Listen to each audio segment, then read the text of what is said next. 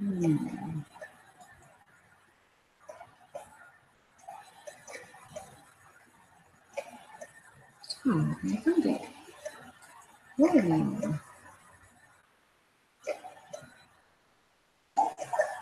it took a little time.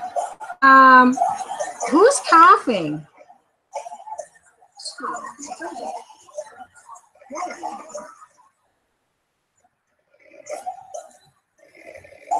Hello, it took a little time. Who's coughing?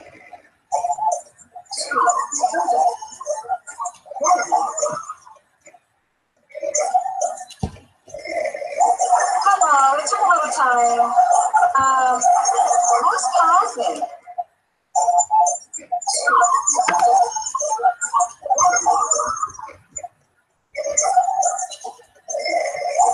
Hello, it took a little time. Who's coughing? I don't know.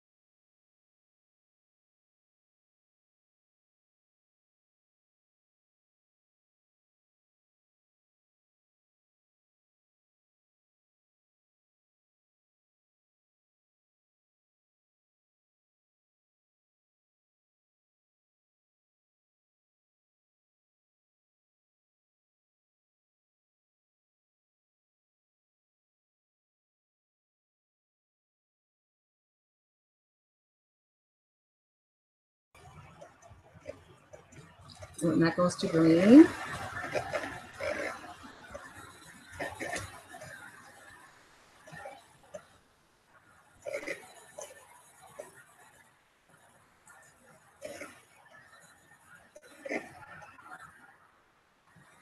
Okay, it says that we're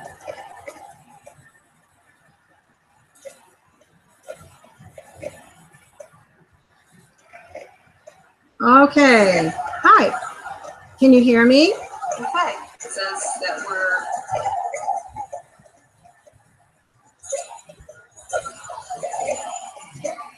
It sounds like somebody's coughing. okay. Hi. Can you hear me? Okay. It says that we're Okay. Let me It sounds like somebody's coughing. Hi. Can you hear me? I might have It says that we're two okay. let me streams open. I have no idea. Mute your video. Oh, It sounds like somebody's like that? Is that better, Susan? Is that better, Susan? Susan, I muted it. Is that better? Jesus, mute your video. I muted it. Is that better? Yes? Are you saying yes to me? Oh, good. Okay. So many of you have asked and asked, what does it take to, hello, everybody, and welcome. So many of you have asked, what does it take to start bees? So you're going to want to get a notebook, a piece of paper, or something. We're going to go through basically everything you need to consider and the basic things that you'll need and the basic cost.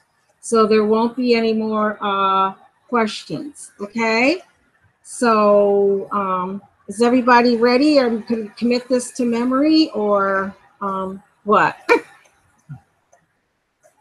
There's a leg. Hey, pickers. Hi. Okay. Is everybody ready to learn all this wonderful stuff? Whoa, and there they go. Okay. Me. Okay. I got two people. Okay. I don't know. There's a leg. Now, we're going to start to the beginning. My little screen here says 6 watching, so I guess pickers and Susan. Hey, Christian, how you doing? Anybody else in here? Really? Susan, I have no idea what happened. I'll be honest with you, honey.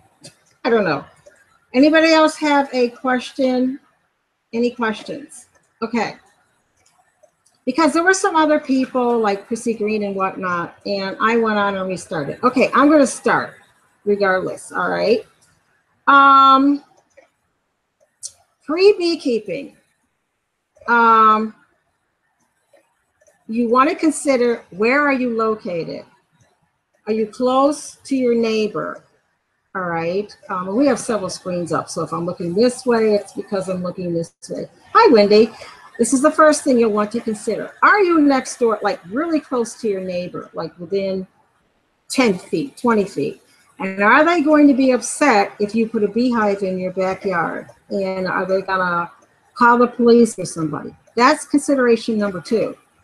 Where you live, okay? Consideration number 1. Consideration number 2. Hi, Wendy. Okay.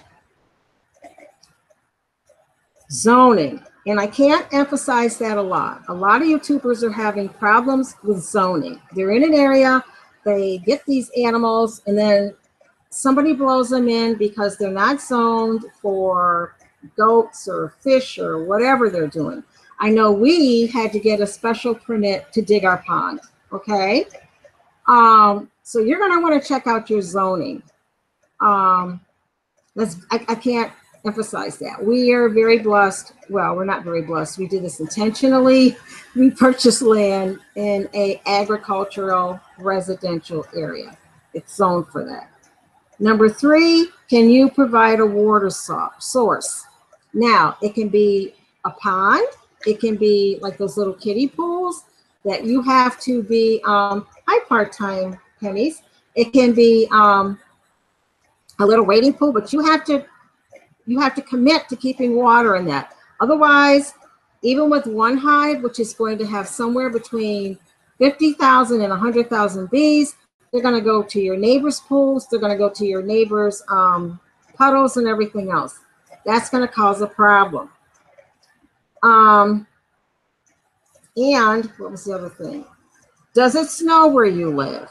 Are you in the north? Are you somewhere where it snows? If it's going to snow where you live, it's going to snow on your hive. You can't bring these hives in for the winter, okay? So you have to make a commitment to pack these bees up before winter and to feed them and get them through winter, okay?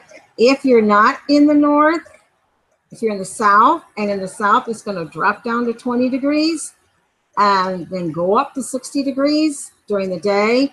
I refer you back to a video we did with Big Bear, or you may want to contact Big Bear yourself. We're in Western New York. We don't know what Southern folk do in that situation. He is in Georgia, okay? Also, I think Off-Grid Nation is in North Carolina, but they don't know anything. They don't know that much about bees, not as much as Big Bear, okay? Also, so to go over that list one more time, how close are you to your neighbors? Because you can't get mad at them if you don't clear the decks, especially if your zoning is not friendly to bees. And you're gonna have to have a water source. If you don't find it, your bees are gonna find it. And like I say, in one hive, one box of bees, anywhere from 50 to 100,000 bees. And is it gonna snow? Hi, Mima. Good to see you, honey. If it's going to snow where you are, you have to make a commitment to pack these bees up and get them through the winter. That's a problem we have in the north. The farther south you are, the milder your winters, the better it'll be for you, okay? And I think that was it. Okay, now going on to your basic equipment. I went through the whole, what I thought was basic. And I just Googled all of this stuff to get a price. I didn't go to Amazon. I didn't go to a bee store. You can look at, of course, you can look at eBay. You can look at Etsy. You can put an ad in your local penny saver. That's what we call them here. You know, anybody getting out of beekeeping. I know Brad over at Big Family Homestead is getting out of it. He has some free, he has free hives and supers, but you have to get to him. So if you can drop Saturday, it has to be Saturday. So if you can get there Saturday and get them, you're clear. We were going to go, however, you know, there seem to be so many people that want to get into beekeeping, and this is a major expense. Then I figure you all can go have them. Our bees are keeping us real busy. It seems like we have two different legs here, but I don't know. Or two different things. Next, the first thing you're going to need to get started is going to be a deep box with 10 frames. That is the big bee boxes. You know, you've seen them. They're white by June. If they're brown, they haven't been painted. You're going to want a box with 10 frames. That's regardless of whether you get a packaged bees, a swarm, or a newt, which we'll talk about later. That one box is going to run you about, give or take, anywhere from 100 if you're willing to put the thing together yourself, up to 2 if you're not willing to put it together yourself and you're going to buy it from somebody who's expensive. You're going to have that to start. Up the road, you are going to have another deep. So actually, you can say you're going to need 2 deeps to start, correct? Which is going to be, you know, if you're real thrifty, hi, Simply, yeah. If you're real thrifty or something, you can get 2 deeps with 20 frames. So maybe 100, 200, if you're crafty.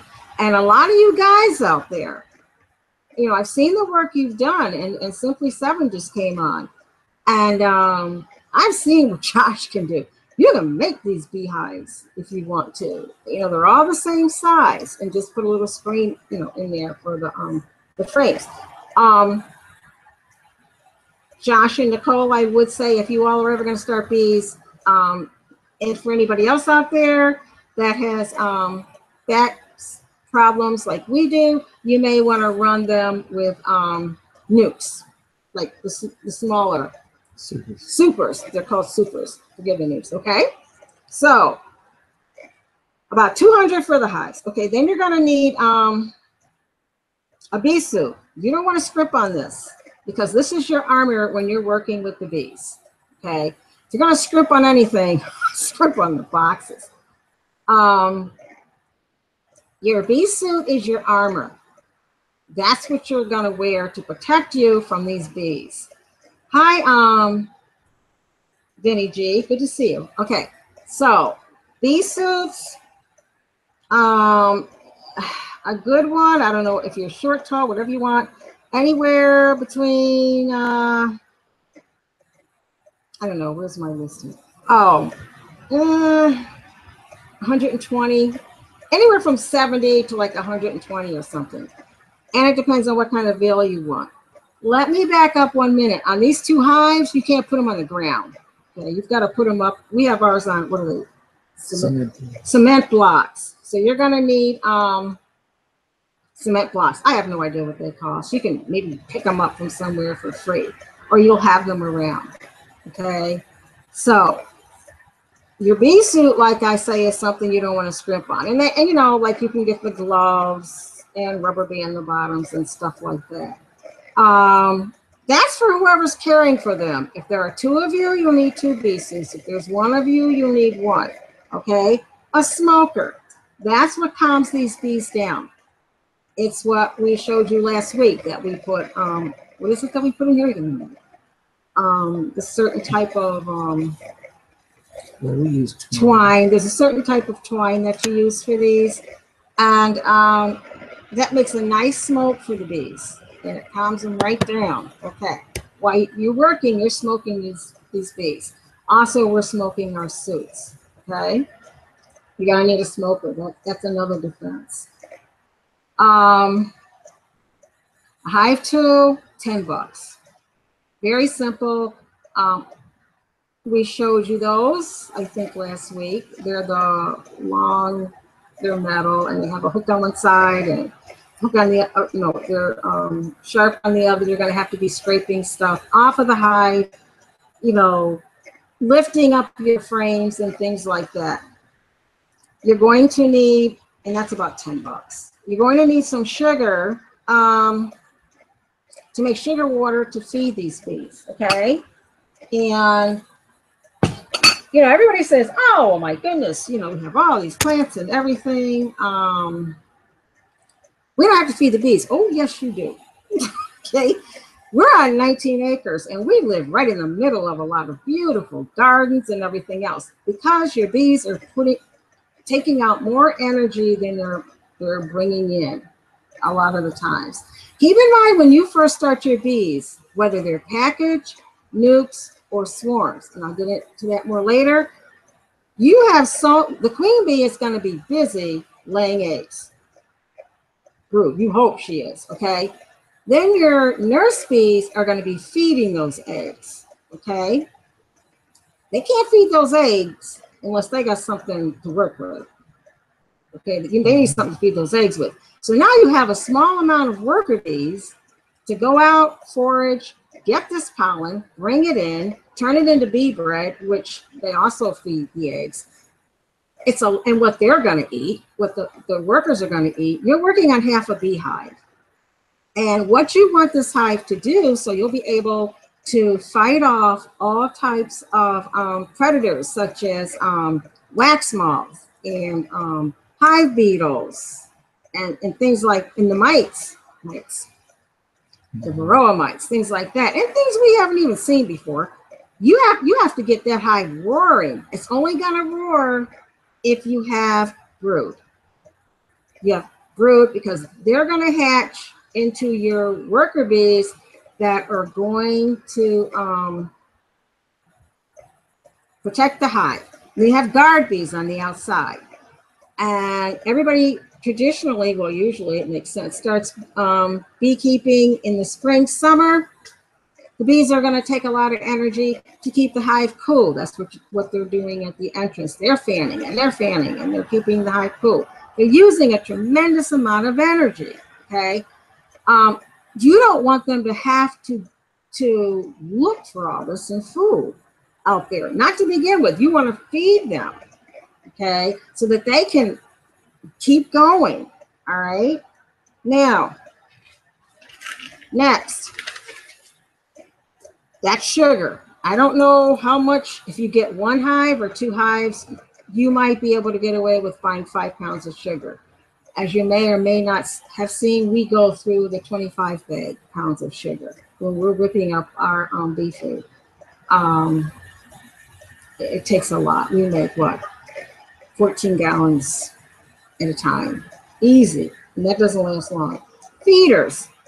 So you've got this water, hi all sorts. You've got this sugar water all made up. And that's, before I go on with that, you're going to want an additive. If you can, Honeybee Good, which is what I spoke about before. It's going to run you maybe 20, 30 bucks a bottle.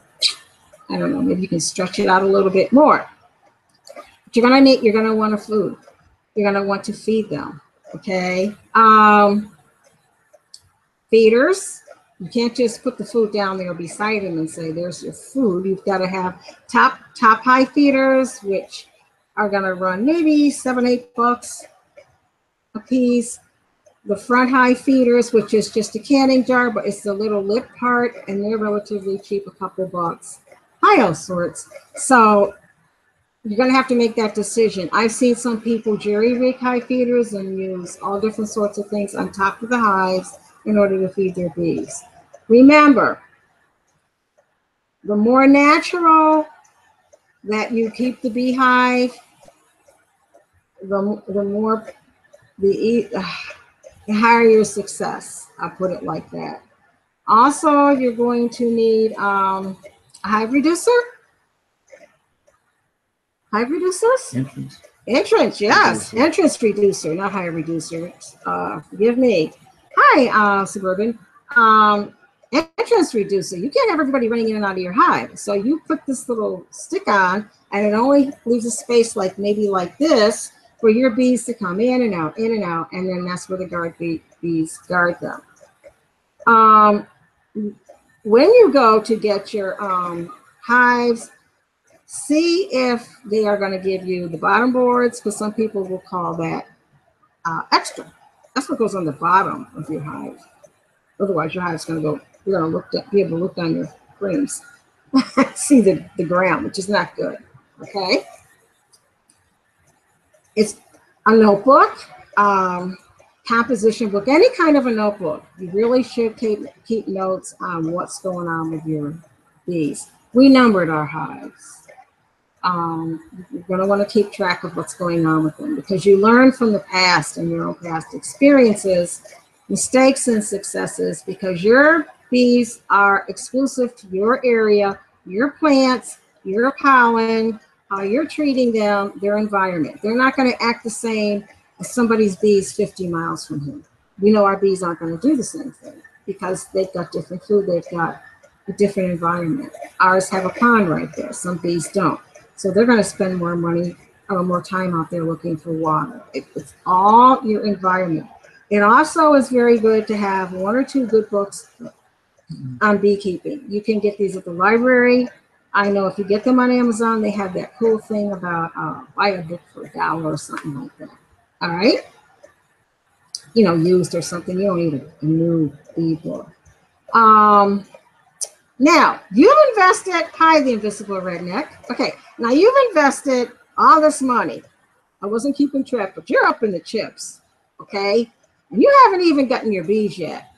So, now this is why you're going to want to join a bee club or do something online, because you're about to go get your bees and you don't want to kill them, okay? Because if you kill them, all of this money I just went through is wasted. That's why people get frustrated. They go, oh, I'm not going to try that again. Oh my goodness. Oh, my bees left. They did this. Bee clubs or anything like they have a lot of seminars and things online. These people can help you. They're going to say, oh, you know, this is what's going to happen. Oh, this is what's going to happen. I've seen that before. If you don't, you're gonna have a problem with your bees, unless it might be that you have someone in your family, an uncle, a brother, somebody, or even you, your spouse, your girlfriend, your boyfriend, your significant other, that has kept bees before, okay? And that person can say, oh yeah, that's what that is, that's what that is. However, remember, no two beehives act the same. Never, never, never, never. Hi, Amber. Okay, so now you're gonna decide about your bees. You've got basically 3 choices. You can get a package of bees, which is gonna run about 85 bucks. And a package is just what it says. It's a queen put in with a package of bees, and they'll give you a count, like maybe 1,000 bees, or is it 1,000? Or they go up to like 5,000 in a package. You get about 3 pounds. Yeah. I'm guessing it's, I don't know what the number is. Yeah. You know, they're going to say, oh, that's a lot of bees. No, no, no, no, no. Keep in mind, a solid working hive, what you're aiming for is $50,000 to $100,000. Somewhere in that 100,000. So my brain is, 50 to 100,000 bees. Okay. That's what your aim is. So if you get packages, the plus side is they're cheaper. They're at least 100 now.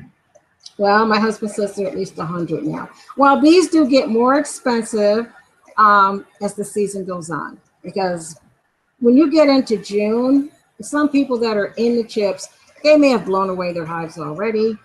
And so they're looking for another package of bees. So like we know someone who promised 32 nukes, and they say they're not going to have 32 nukes to give to people. So those people are now going to have to go scrambling to find nukes from someone else. So the packages are your cheapest. Next to packages, as far as cheap, are swarms. They're dirt cheap because they're free. All you have to do with a swarm is go get her. Somebody's going to call you up and say, hello, can you get these bees? You have to solicit local bee clubs for them. If you belong to a bee club, it's going to be easier. Or you can, my husband did some research on this, where you tell people you're willing to go get a swarm. You have to go get the swarm if you've never gotten a swarm before. And this you don't want to do that in your first year. Well, everybody says no. Everybody says no. However, I'm not one of the everybody people. You all know that by now. I don't listen to everybody. I listen to the Lord. Now, to me, if you're gonna go bankrupt, okay, getting bees, and you don't have a lot of confidence, and you're gonna be able to get all this other stuff cheap, you wait for a swarm. And you go try it. However, the downside of a swarm is when you bring that swarm home and put it in your frames in your beehive, you got to have something in there for that swarm to eat. So if you don't have, no, you don't. You don't? No. Or you can just give them sugar water? Yes. Okay. But you wait a week. You wait a week. Because they're full of honey. Gotcha. Oh, they fill themselves up with honey from the previous hive. Okay. And you want them to digest it and use all that honey to make their comb. Okay. Anyway. Any possibility. Okay. All right. So correction on that one. You don't have to feed them for a week, but after a week, you gotta get them some sugar water. Okay, and then tell them just start doing something. You may find, like we have, that swarms are your strongest hives because, hi Donna, because it's like digging someone, they're homeless. They're looking for a new place to go. And you're giving them this wonderful beehive all set up. Of course, they're going to be right at home. It's going to be fantastic. And they've already fought the elements and everything else, so they're going to be great. Number 3 are nukes. They do recommend that nukes are the easiest thing and the most fail-safe thing to do. What's against nukes are somewhere between 120 and 160, 120, 160 a nuke box. Because what comes in that box are 5 frames.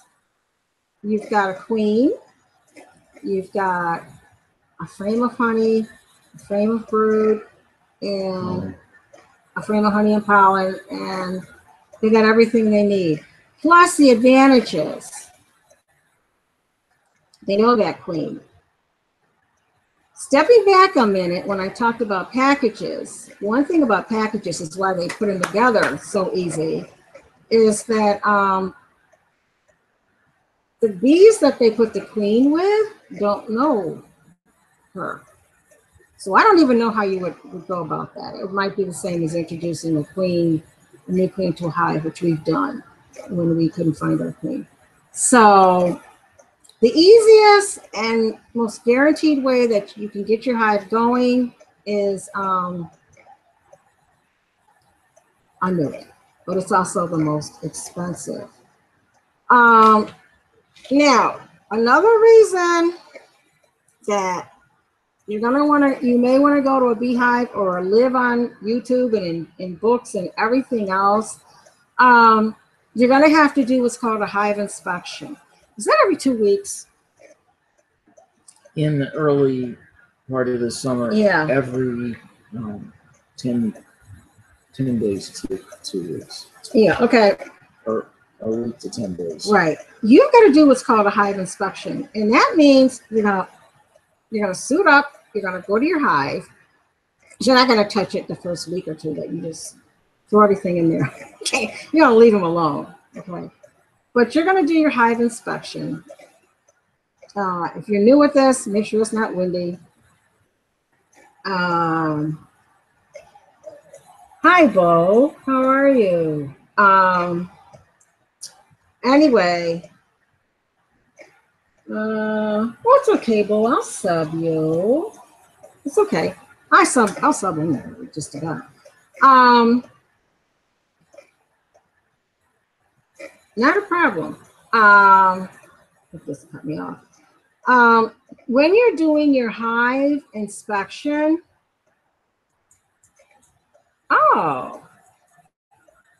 Bo, I'm already subscribed to you. When you're doing your hive inspection, you have to know what you're looking for. Okay, here's a couple of notes I have. I have to put on my reading glasses, and I'm very sorry.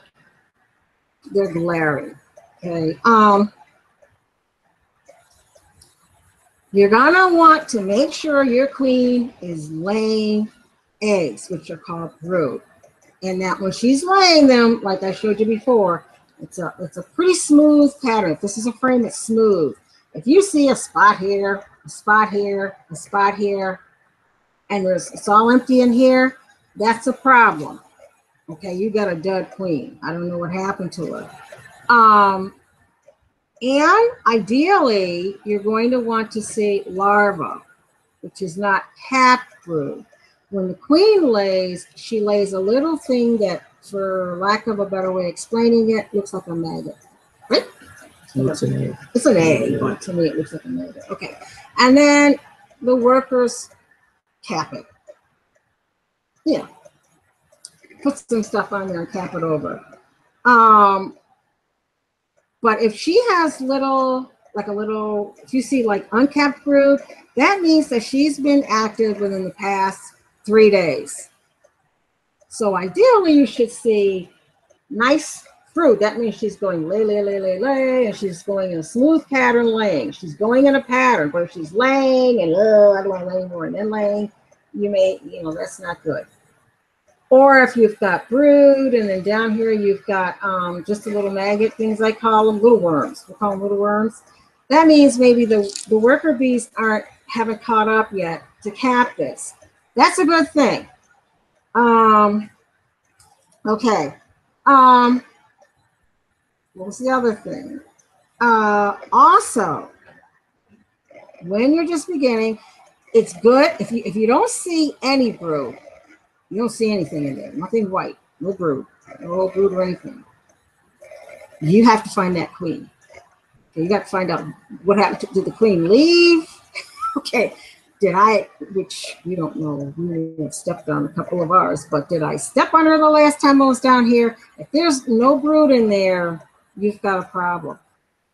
And Something that they now have that can fix it is they have a pheromone strips that you can get, and you put those in there, and then it makes the hive think there's a queen until you can figure out something. I don't know.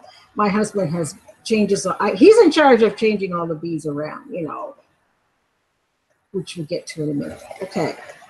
Now, just a minute to make sure I get there. So now the other thing is, if you go down there, and I've seen beekeepers do this, and I've seen some people on YouTube doing this. They open up their hive and they go, oh my, look at here. They're laying brood, but they're only laying drones. That means you have what's called the kiss of death. I call it the kiss of death, a laying worker. If the hive is programmed for survival, just like all animals, they will survive. If you don't give them what they need, they will leave, okay, or die. If they are without a queen, those worker bees, their little hormones switch around, and their ovaries or whatever it is gets going, and they start laying eggs. However, because they're not fertilized, they can only produce drones. And laying workers are fierce, and you can't get rid of them. We've tried every way there is. Everybody else has tried we tried all the ways. Everybody else told us. Basically, everybody else told us you've lost your hive. And it's really sad. But you have to be able to tell the difference between laying workers and worker bees. Some people can't, you know. An egg is not an egg. The drones are a little bit bigger. Also, if you open your hive and you see, which we showed you one week, we actually had one my husband brought back. You see a little, almost like a cocoon, tiny peanut, like on the hive, and that's called a supersedure cell. If you see like spotty brood, some here, some here, some here, and you see those, that means the worker bees know there's a problem with her, and they're going to get rid of her. Those little peanut things are for a new queen. If you go there and you see some hanging down in the bottom part of the frame, your bees are telling you they're getting ready to leave. They're going to swarm, which means the queen and half your hive is leaving. They don't like something. And it's kind of up to you to figure out what it is they don't like. You can keep knocking those things off, and they'll keep building them right back up until something gives. They will not stay in a failing hive. That's what they call a failing hive. A failing hive means that by instincts, the bees know there are not enough bees in there to take care of the hive. And they have to fight. Wax moths are very hard for them to fight. They have to fight hive beetles. They have to fight a lot of things in there. And the only way they're going to do it is strength by numbers, just like an army. Okay. So I'll just give you one quick. Hi, Christy, Big Family Homestead. What's up, kids? Hey, sweetie. Hi. So if you see those cells from the bottom, your bees are going to leave. Now, if you're into developing queens, which I am in the future, not now, these are valuable to you. Otherwise, you got to get rid of them and figure out why your hive wants to leave. One thing, if you're running, say even 2 boxes, and you pull out your frames, you're doing your hive inspection, you go, I don't know what's wrong. You know, we've got honey, we've got this, we've got that, but there's 2 frames over on this end and 2 frames over on this end that are empty. Okay, they're not doing anything there. They got plenty of room. No, bees work up. I've mentioned this to you all before. Bees, it's the chimney effect. They only go up. They will not go out. You can wait for them to go out. Have you had success? My husband, I think, has tried to rotate the hives. Has that worked? I think he's tried it. See, when you have a lot of hives, you can experiment. Rotating the frames. The frames, rather. Will work up to a point. Up to a point. They have to go up. So you have to keep empty boxes on top of them so they can see up. They'll keep going. They'll keep going and building and going and building. That's why when you go by a bee yard, and I have pictures I have put up here, you'll see the boxes stack up.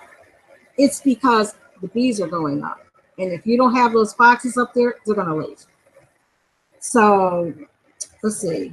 Is there anything I didn't touch upon? The hive inspection is very important. I told you how you need to know between drone and worker bees, because you could be looking at one thing. Oh yeah, this here. Bees will leave at the drop of a hat. They are programmed for survival. To do a hive inspection, everything is ducky. However, they can leave them in a few days. They grow up, and so you need to give them lots of space and lots of food. You know, a lot of people said to us, well, you don't have to feed them when there's a honey flow. Well, a honey flow. What technically a honey flow is when there are certain plants out and they're going to get pollen from them. In fact, you can't. You can't. If you have a super on, that's you're true. Take off with honey. And you put sugar water on, you're going to get sugar water that's instead of honey. That's true. Hence back to the excluder, but yeah, that is true. If you feed them during the honey flow and you spin your honey, you're going to get. Well, what happened to our honey was it fermented. Now, we learned this before though. When you take your hive out or your honey out and you're going to spin it, you do it, you shake it like this, just like this. And shake it a little bit, and if liquid comes out, that goes back in the hive. That honey's not done. The honey that does, the cells that don't come out, then that's what you want. Did you touch on anything? No, not at this point. Okay. I don't have any questions.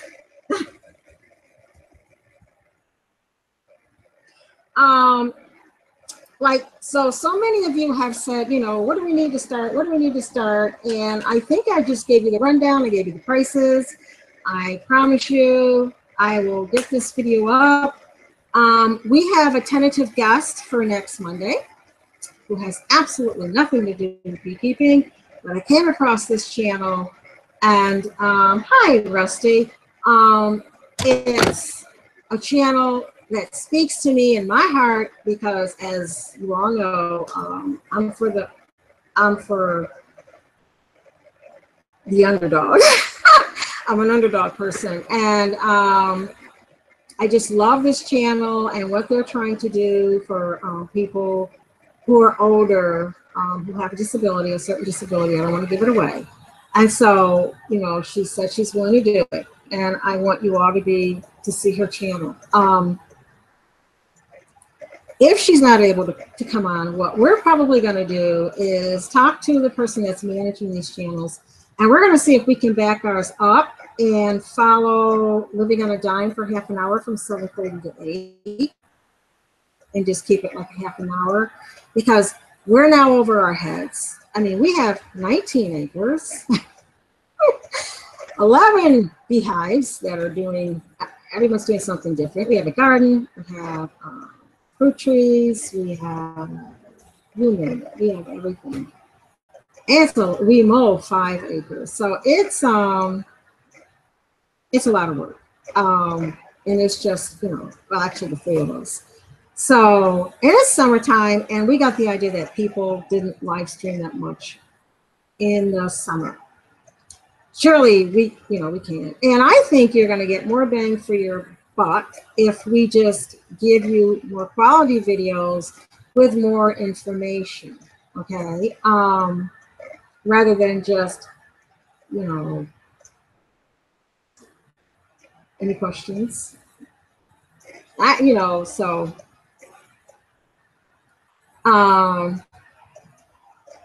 Krista, are you still here? How's it? Let me see. Krista, how's it going with the bee boxes? I explained to everyone that you were giving them away.